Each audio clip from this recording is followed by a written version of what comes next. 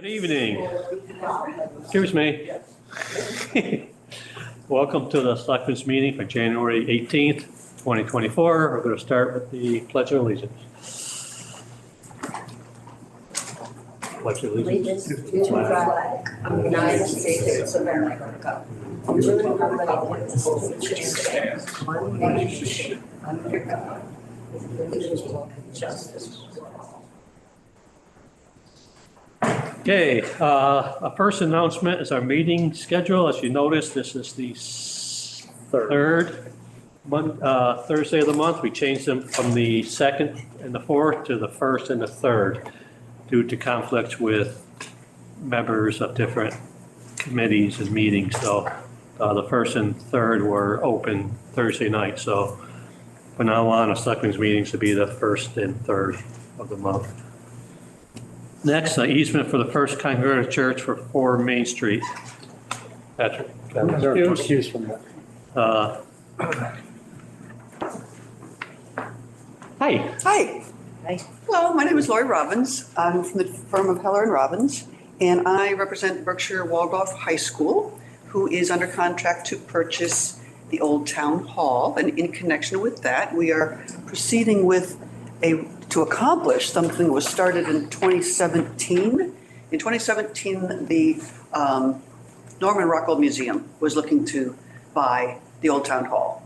And at that time, there was an article on the warrant to authorize the selectmen to grant 2 non-exclusive easements to the town shown on a particular plan that was voted on and approved. No one ever did that. So now that we're getting ready to close, I have been working with Donna Brewer. So I drafted the initial easement. We exchanged some back and forth about it. She approved it, and I'm here to present that to you. The plan that we're going to use is the one that has already been signed and endorsed by the planning board and approved. So the parcels that will be conveyed, presuming we do go forward, I would expect we will, the easements are through this portion of the town property. So they are the exact same locations. These easements were put on this survey plan based upon the 2017 plan that was approved at town meeting. So this is the chime tower. And so this is the access into the church and the school. So the easement would be through here and through here. Those are the existing ways. So the easement is from the town of Stockbridge Municipal Corporation by and through its Board of Selectmen by virtue and in accordance with the authority of the general laws, Chapter 48, Section 3 as amended, by virtue of authority conferred by a vote of 2/3, Article 24 of the May 15, 2017 annual meeting. For consideration, we have to state some consideration, so we have $1. And other good and valuable consideration, grant 2. Now, the entity that has been recorded as a corporation that was the church. The church has been known by several different names in the Registry of Deeds, but in order to convey this property, because they haven't conveyed property since the 1800s, but they have put a few things on record. Easements to the golf course, for instance. But so now they've formed an entity called the First Congregational Church, United Church of Christ, Stockbridge, Massachusetts. And then this goes on to say that all the different names that they've been known as. They are Massachusetts Religious Corporation with address. So they are getting the non-exclusive access easements for ingress and egress, vehicular or otherwise, for all the purposes for the benefit to the grantee, that entity of the church, its successors and assigns over a parcel of land described. And then the legal description is these 2 easements shown on this survey plan. Together with the rights and necessary for the full enjoyment of the rights contained, use of the easement is limited to the use of the dominant parcels by a church and a school, as well as for passage by the Stockbridge Golf Course in accordance with the temporary easement that was recorded. Any extended use of the easements require the prior written approval of the grantor, which approval must be recorded by the grantee. The grantor, the town, agrees that it will not erect any building structure or other improvements on there, but the grantee shall be responsible for the maintenance and repair of the driveways. So all of this has been reviewed by town council and signature page, but you'll need to vote on that, I believe, whatever your protocol is. Yeah. So $1. Dollar. It was $1 in 2017. I think it should be $1.25. Inflation. Inflation, yeah. I have no issue with it. So you're going to maintain, the school and the church will maintain this access? Yes, Yeah, that's on their property, yeah. Who maintains the other road? The other road itself is, That will be owned that will by be the owned by the school. school. And so the school is going to Okay, be. so the town has no liability. Okay, that's No all. liability whatsoever, Okay. right, right. Yep. Okay, I'll make a motion that we accept it. I'll second. Those in favor? Aye. Aye. Thank Okay. you. You just So, sign that now? yeah, and I'll notarize it. Now, is there any reason why Patrick can't sign it? If you vote, vote. It's a conflict of interest, right? Yeah, I did. You only need two anyways. Yeah. Yeah, I would just have the two of them. This Okay. See what almost feels like myself. any chance of rocking the boat at this point in the stage. We're here. You want the school to happen. So is this your free act indeed? You're signing this voluntarily? I'm going to notarize it. Oh, yeah. Yeah, okay. May I have your pen? All right. So I'll notarize it and it will be recorded when we close. Okay. Thank you. Welcome. Thank you. Ready? Thank you, thank you, thank you.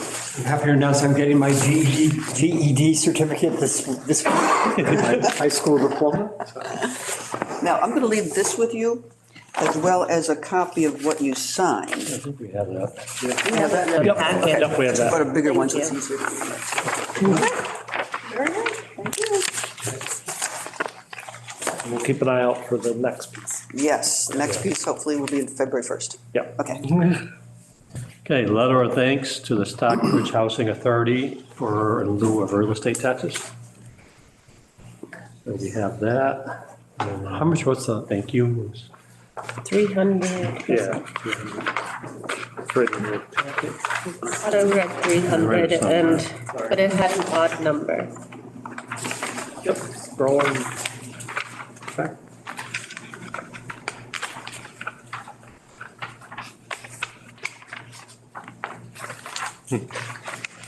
One of them. Where is the?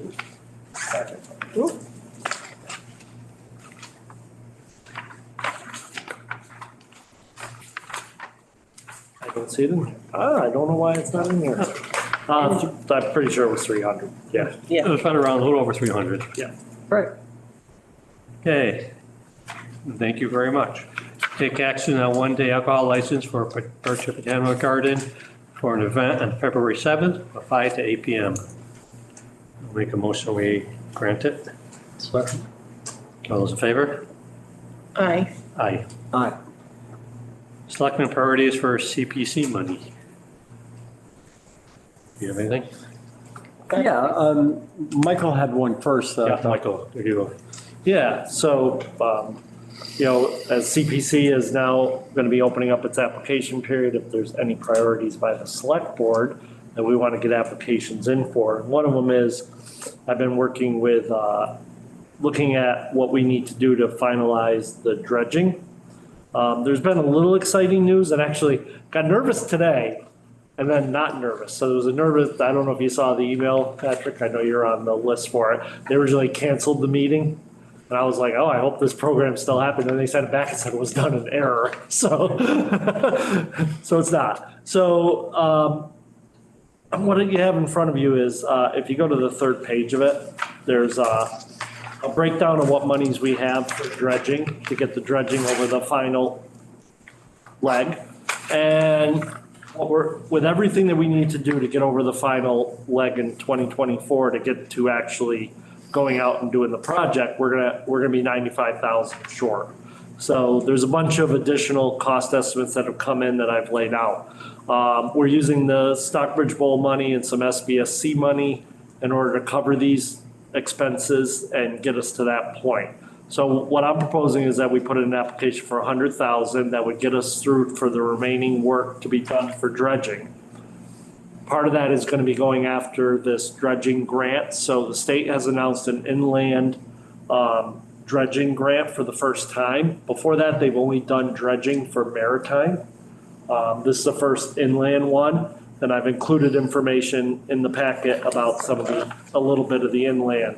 So what we want to do is basically get the 100,000, be able to do all the rest of the engineering we need to get, and then maximize our chance, including assistance with grant writing with GZA, having them come in and assist us to try to We might, get up to 2.5 million. We're going to apply for the full 2.5. but we might be ahead of everybody because this project's so far And along. I actually noted that in the narrative that and this is just my first draft at this, I'll finalize it, but I did note that we should be very far along, and it's only open to so many communities in the state that are eligible. You have to be and the list of them is not that great. So, and how far along we are, they said that would be a point. And then the other point was municipal money or private donations raised for this project would be counted toward your overall grade.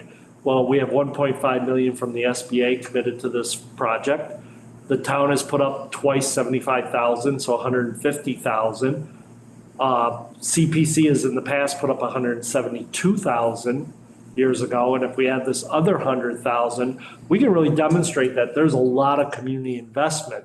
So what it would be is trying to get 100,000 of CPC money and try to use that to leverage $2.5 million of state funds. And And does the CPC have enough money to cover?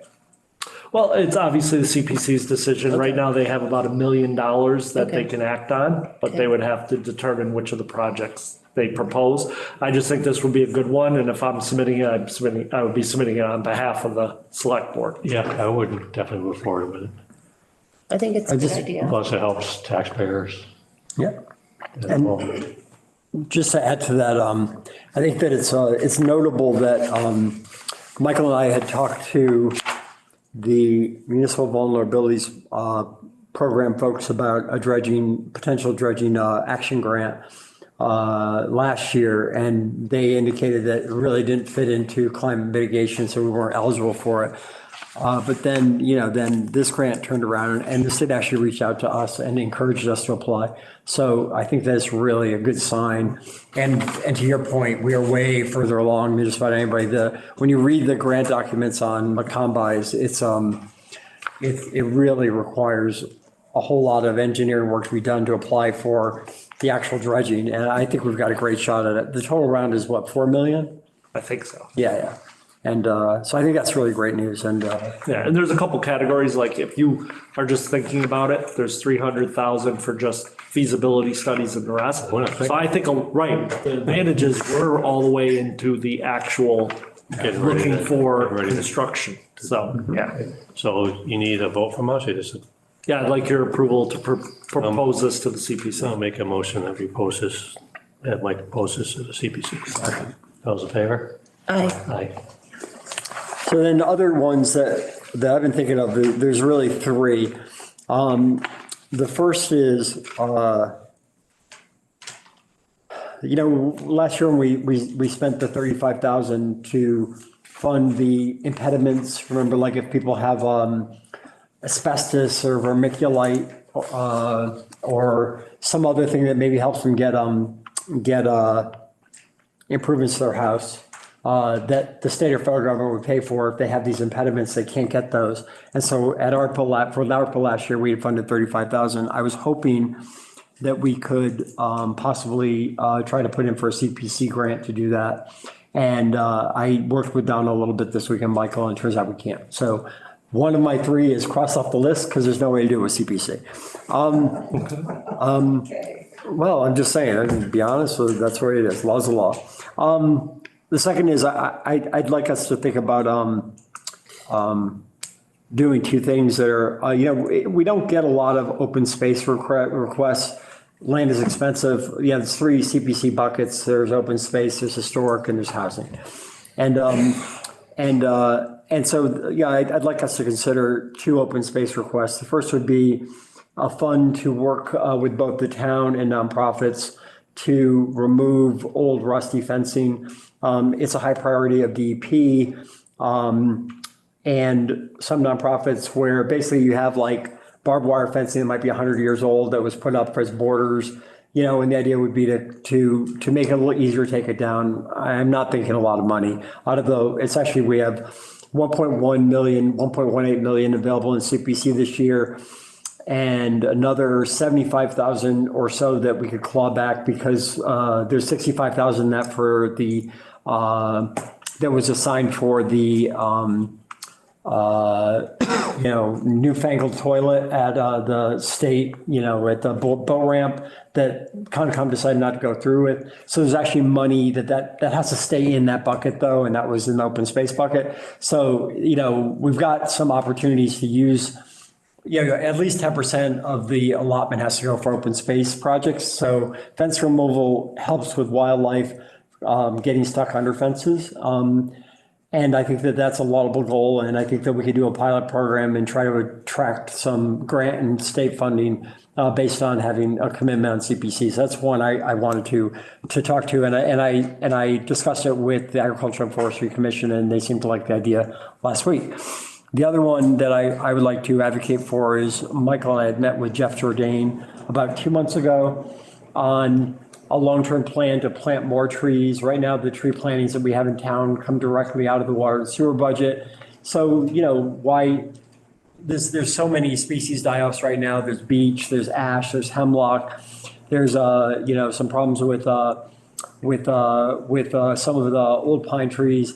There's an addition, we lost all the elm trees. We've lost most of the chestnut trees. There's a feeling that to keep the forest safe, we have to accelerate the plantings.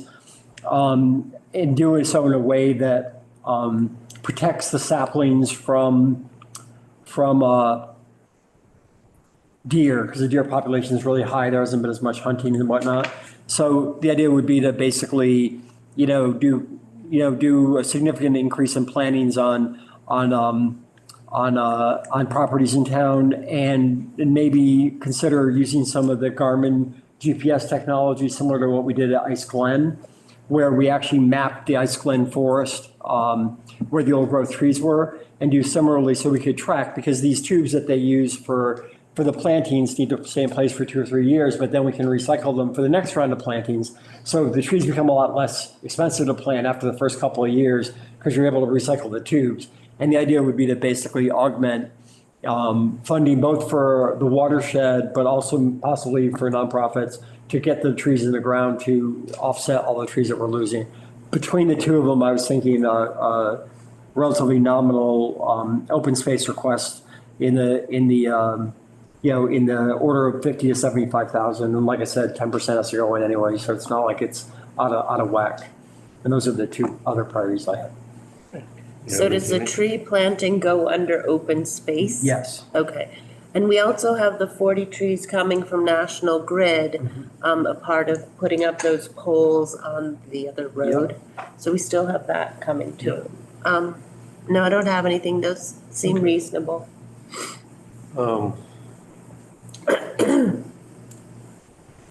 Okay, I mean, I'm 100% behind the trees. The fencing, I mean, now you're talking private property, getting on it. Yeah, Is I'm there- not sure if that one's gonna. I just want to try. say private, but Yeah. if we submit it, our legal counsel reviews all the applicants, and then we'll make a determination if it's even feasible to do that. So we can put in an application, then let legal make a determination, because it could run afoul of the anti-aid amendment if it's used on private What's I mean, the property. amendment? nonprofits apply for grants for CPC all the time. We would be applying Trying to on, work on private property, and you know that was the other stickler with the, yeah. because you were using BCAC for. No, that had to do with it not being affordable housing. It wasn't that it was private, it was that it was not the. And at the bottom, she noted the anti-aid provision too. So it may run afoul, but we can put in. Yeah, And then, that's right. Can we And put the trees in? Can you check with council on that first before we put it on? we can do it either way. Yeah. Yeah. That way there, The problem is that CPC applications are gonna be due the 9th, so if you authorize. February? Yeah, Okay. so if you authorize to put in for both, the worst Okay. The worst that'll happen is that legal will kick that one out. Yeah. The tree one, I don't see an issue, but. And then when is a decision made? We just went over all the dates. I can get That's to the okay, dates. just like I think it's it was the usually a month. 22nd and 29th. Yeah. Priority The rule. first vote's the 22nd, the final vote's the 29th. Oh, February. Yeah. Yeah. So the end of February, you know. So Yeah. Jamie, the 22nd, it should be all Okay. done. And the only Uh-huh. categories are open space, affordable housing, historic preservation, and recreation. Okay. Right. We'd be applying, all three of these would be applied under open space. If Chuck says so. So I guess the other question of, sorry. Okay. No, I think that we should just be aware that,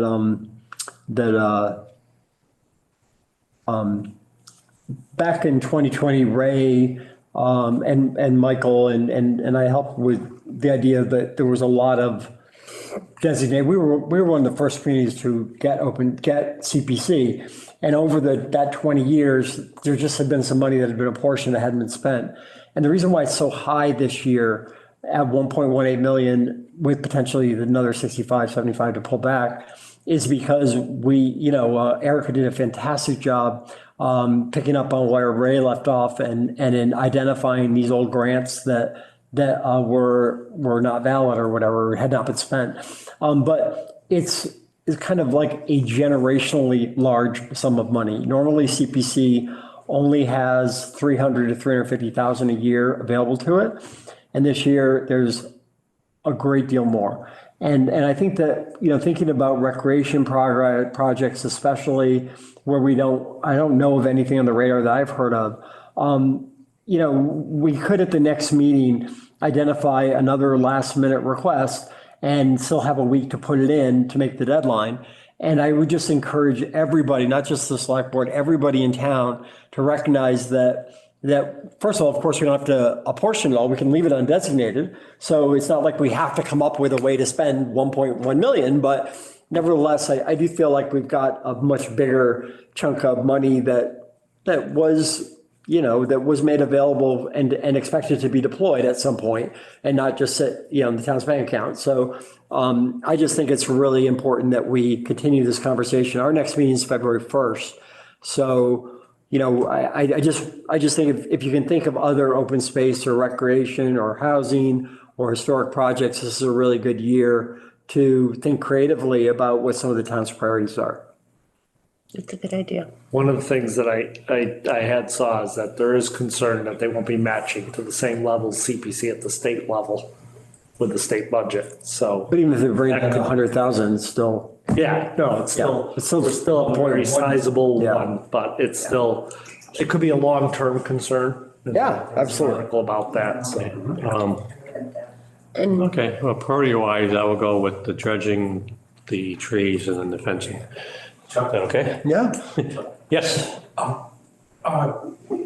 Just gotta state your name. Is it all right to make a suggestion to the board on the CPC idea, just from the floor? On our proposals I guess so. and what we're talking about. No, to throw in another, Yes. an open space proposal? Or Yeah. It's kind of related. Shall I try it? You try it, go ahead. All right. but it's not on the agenda. Agenda, but you can. No, it is discussing your priorities, he's asking you to okay. consider Right. one. We all know the ridge above Ice Glen, which goes down to the corner with Lee. It's one of the longest stretches of our viewshed in the mountains. And the town or Laurel Hill owns 330 acres on this side, or 220 and 100, something like that. And in the 90s, I conveyed the 332 acre lot, which is the southeast corner of the town of Stockbridge, to DCR, and it's now part of Beartown State Forest. And so I know that area very intimately, as do many of other people in town who hunted there and hiked there and recreated there over many years. It's it's a beautiful place with a view south to the dome and east and west to Monument Mountain. And you look down on the high school and so on. I knew when we were all growing up here, there were trails there. And some of them connected with the trails off the top of the Laurel Hill property, or I guess it's Laurel Hill. And one of those trails, for example, connects the Ridge Trail down to the Burgoyne Pass and crosses that and goes up and connects to the old trail which goes to Terringham, which Rick Wilcox walked years ago. And anyway, I wonder if the town would be interested in maybe taking a look, maybe having a consultant come in and look at the possibility of really utilizing that amazing 330, it's half a square mile property, with trails and expanding that such that you could go down all the way to the far end of Ice Glen Road and come back up. I mean, it's an amazing possibility. What does that entail? Thank you very much. So we'll look into it. Okay, yeah. Yeah, okay. Take it. Any other comments from the public? Okay, seeing none. Update on the cat and dog fountain. Is that you, Mike, or is that? Kate Fletcher. Kate, you on?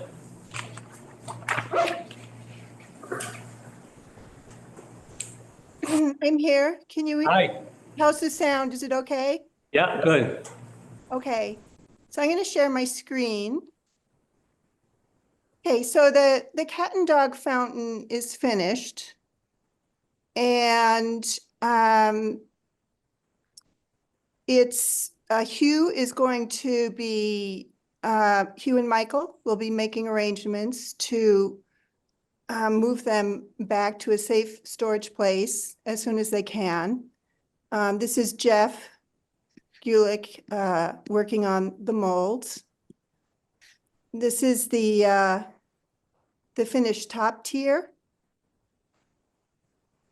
And once those two top tiers, the bottom tier is of course in the basin, which is new, which Hugh and the guys worked on. And once we'll store the two top tiers someplace safe in town, once those are moved back. And then in the spring, they can be installed.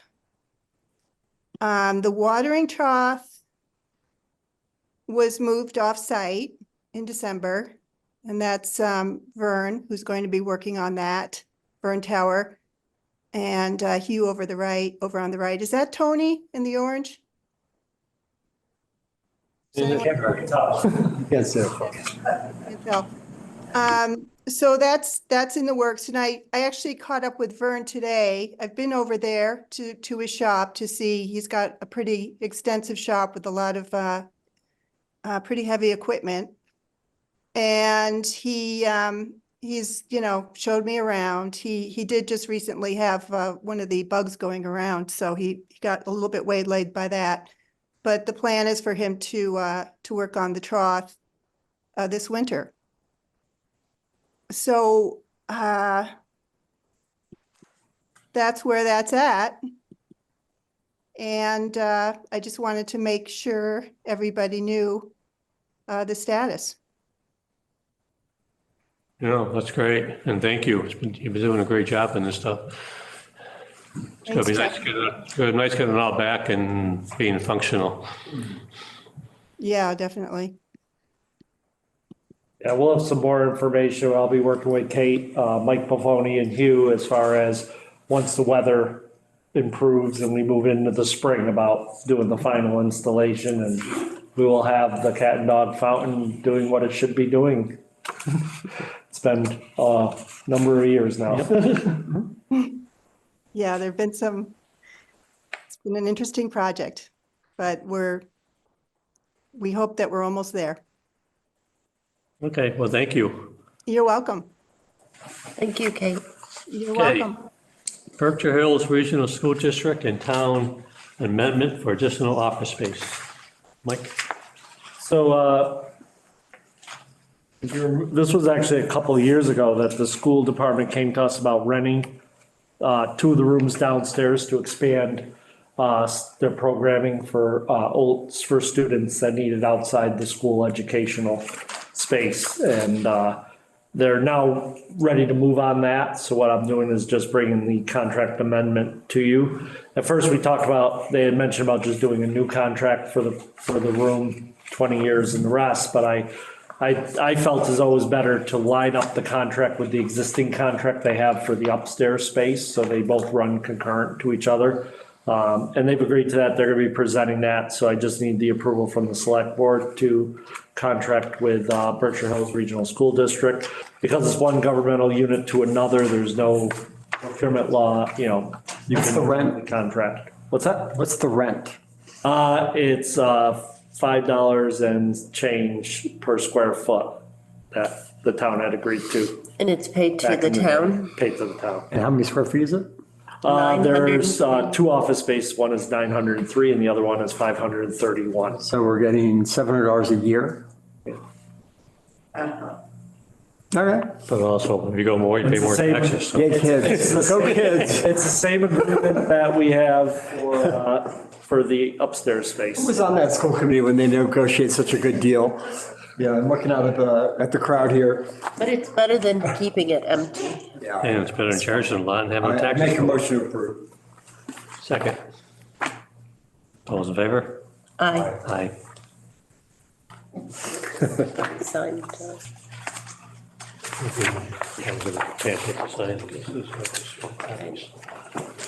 Stockbridge Mohegan Commission and signage on the Housatonic River.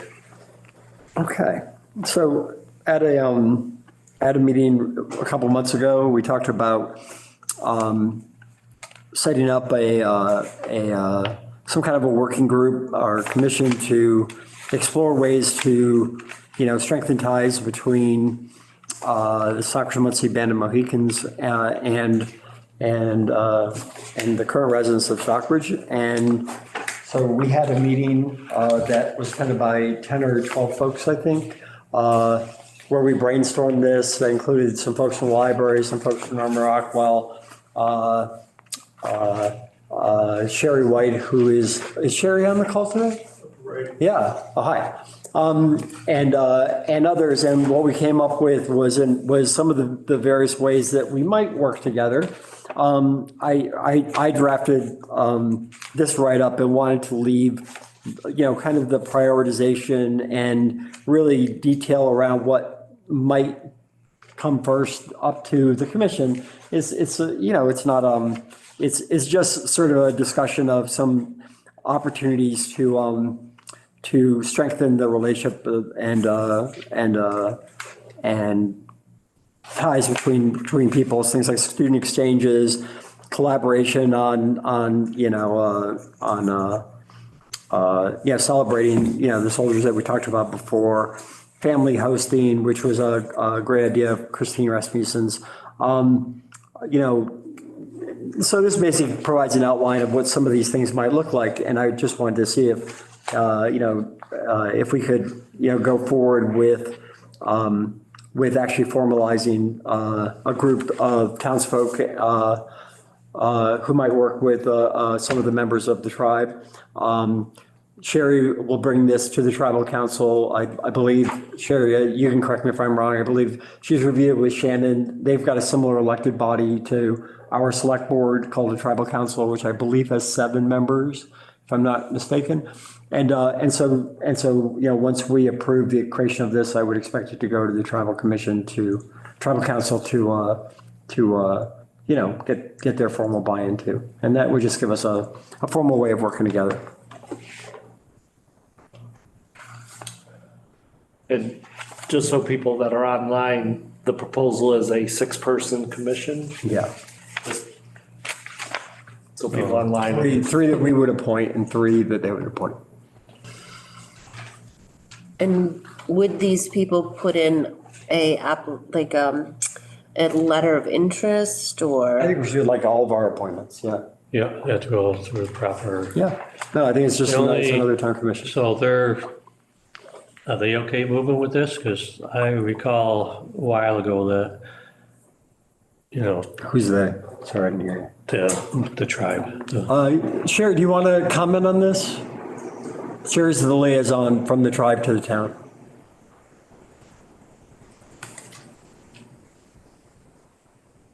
She's on mute. In my discussion with her, she said that once we give the thumbs up, that they would then take it to their tribal council, do the same, and like anything, their folks Yeah. are gonna have the ability to comment on it too, and yeah. I was just saying, because this came up before, and their consensus was they want to talk directly to the selectmen at that time. It may change, but I'm just saying, Yeah, this we would be did like. went down this route before. Yeah, And yeah. that was they want to talk directly to the select board, but they may have changed, been a while, I so. think this is kind of the drill down, is things like this, doing like a exchange program with kids, just things that like, So let's, put it on the website, that's what it is, and get people interested. So, I think you'd send it, approve it, so it could be sent to the council, the To tribal see if they council. want to They do wanna it. see And see if first, they and then- approve it, and then we would advertise for membership. Okay. I'll make a motion to do it. all right, great. Second, All those in favor? Aye. Aye. aye. All right, and I'll work with Sherry and figure out the next steps, and once we have some feedback, we'll take those next steps. So the other thing was,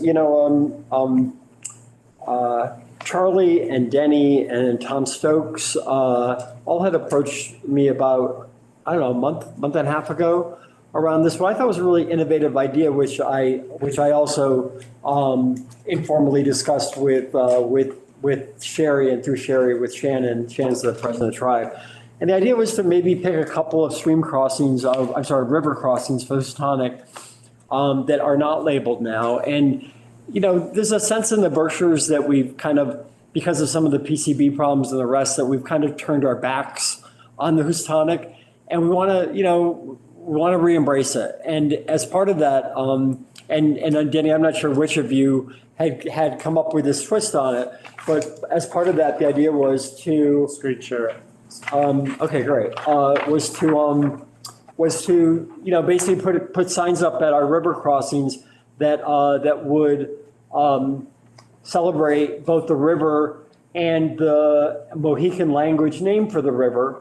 That the turtle is one of the four symbols that is on the Mohican flag, which I pulled into the flag design, which I actually did myself, and with their permission. And then we would acknowledge the town, Stockbridge, Massachusetts, and the Stockbridge Muncie Band of Mohicans as part of the river crossing. And I was thinking we could do like a pilot river crossing project where maybe we pick the Route 7 South crossing and the crossing over by the golf course as the first two places where we could just put up signage. We could just order the signage through Massachusetts, regular kind of signage folks, and the highway department could install them. It's not really a budgeted need. It's just more like an acknowledgement of kind of this first symbolic way that we could work together. And I liked this idea, so I ran with it, but I don't want to take credit for it. It was really, these guys. And so I told them I would bring it to the board and get your sense of it.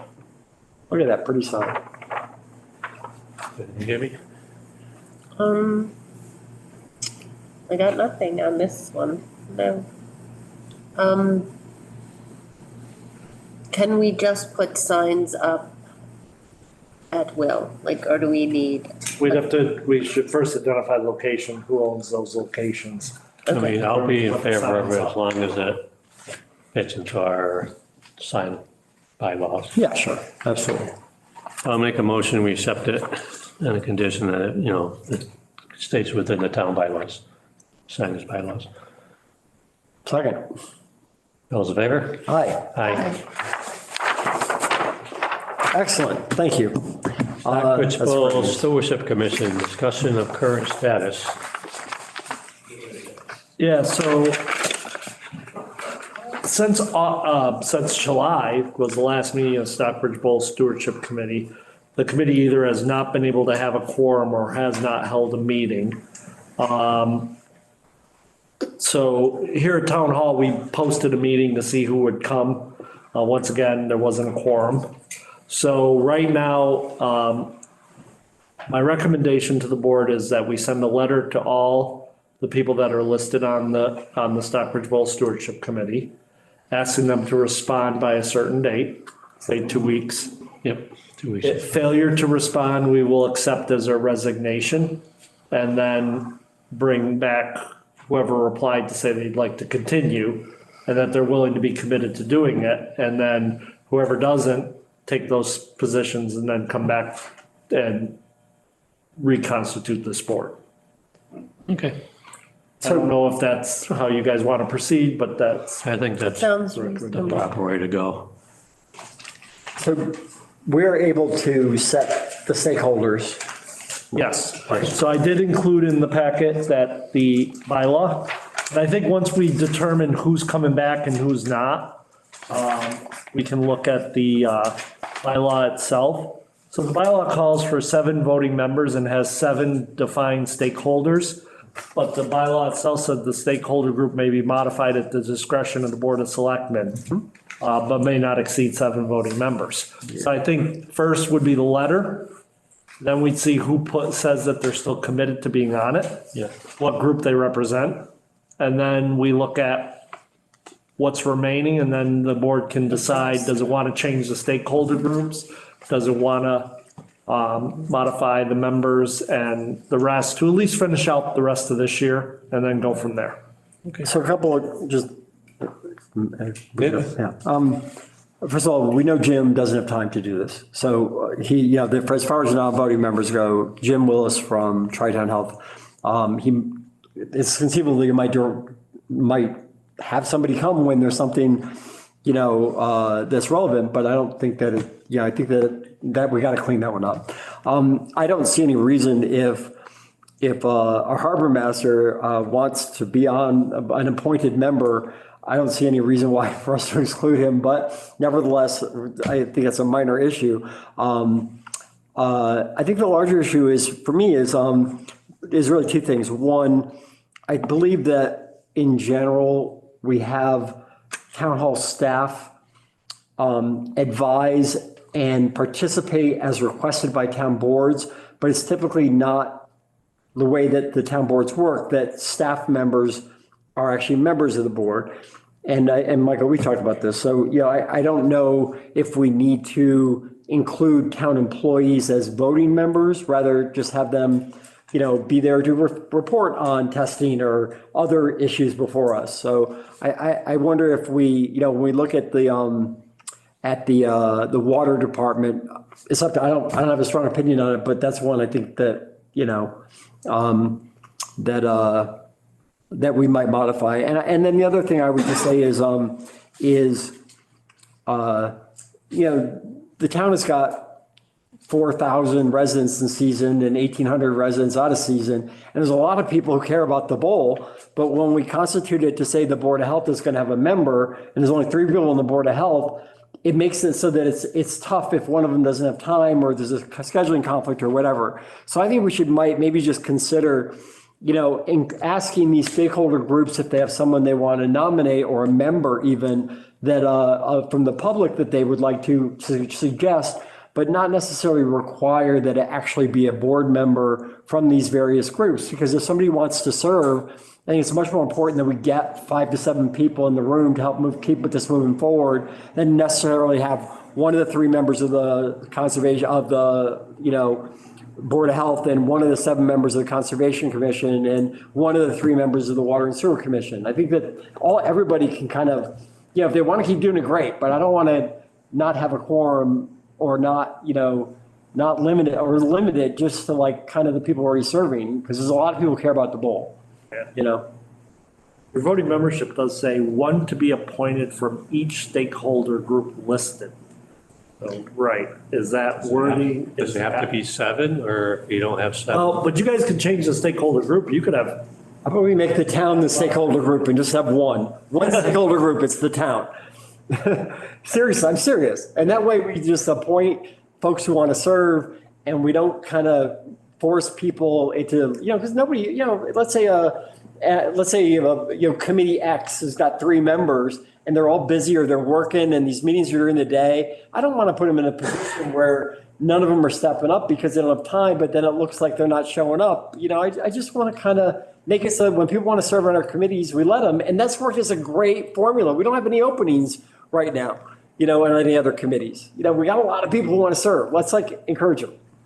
Okay, well, let's send a letter out. Let's take it from there. Right, because they were on the, right, and I think right now we'd be asking for resignation. What I don't want to do is say, either tell us you're on or off. I think that's why I'd worded the letter politely, basically stating if they don't respond by a certain date, we are going to accept it as a resignation. Because right now we have a bunch that have just gone silent on us. And I wouldn't even, what I would suggest is let's make the stakeholder group the entire town and invite everybody who is currently on it, who wants to get reappointed to it, to simply get us a letter, just acknowledging they want to get reappointed by that date. And if we don't get the letter, we just appoint a new. Yeah, that way it's not a negative thing. it's the same thing. it's the same thing, it's the same thing. And It's the same thing. give us time to. It is, but digest the term resignation, I don't want to force somebody to say yes or no. It's like you want to get reappointed, great. If not, Well, that's what it's basically doing. They just Yeah, send a letter right. saying they're still interested or they don't.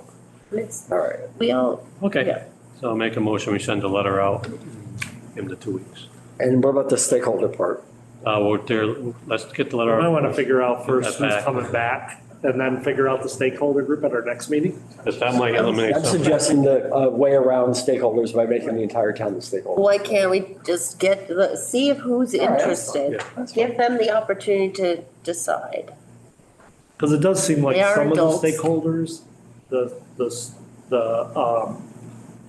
the Stockbridge Bowl Association, the Harbor Master, seems like those maybe should be on that group, but, Yeah. It seems a lot of- We never exclude them anyway, so. right. So I'll make a motion that Mike sends the letters out. Second. Those in favor? Aye. I, Place this on the agenda for our next meeting to further discussion. Oh, 2 I'll weeks put to it be, for, right. the letters will Yep. be in by the 2 We'll get it, we'll be emailing all of them, emails requesting them. Okay, take action on the minutes of December 14th and the 28th. I'll make a Sure, motion, sir. we accept the minutes. second, Those in favor? Aye. Aye. I, Motion I'll adjourned. make a motion to adjourn.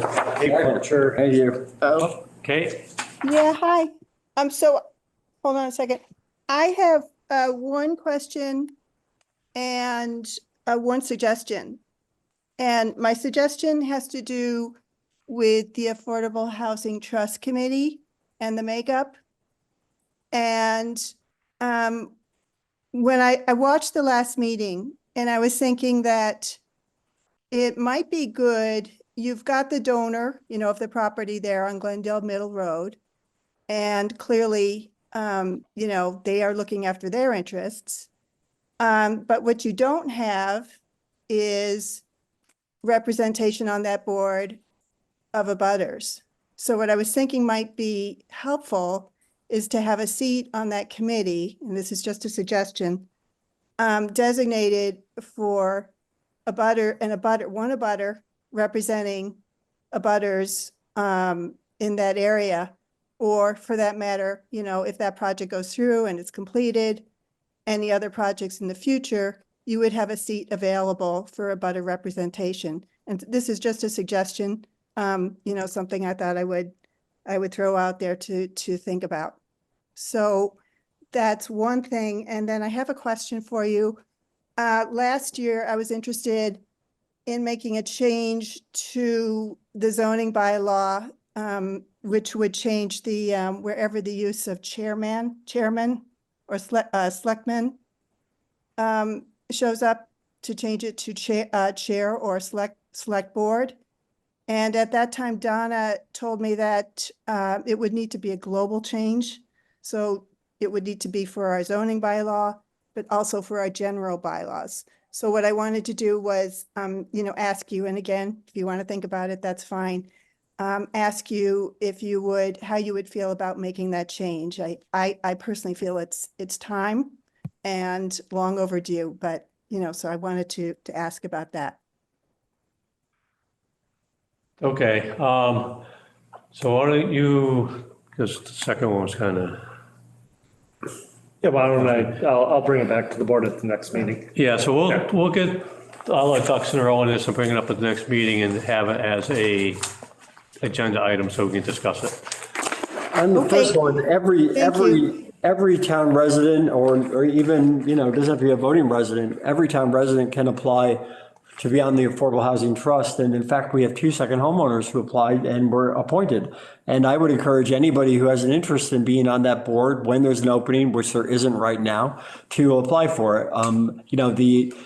Because you don't know neither when we created the trust nor at this moment in time where parcels might exist that board might decide to explore for building, it's sort of hard ahead of the fact to know who an abutter might be, but, certainly everybody's welcome at the meetings and everyone is, and everyone has a chance to speak at those meetings. In fact, most of the last meeting gave the abutters a chance to weigh in with their thoughts on that. So I just would point that out.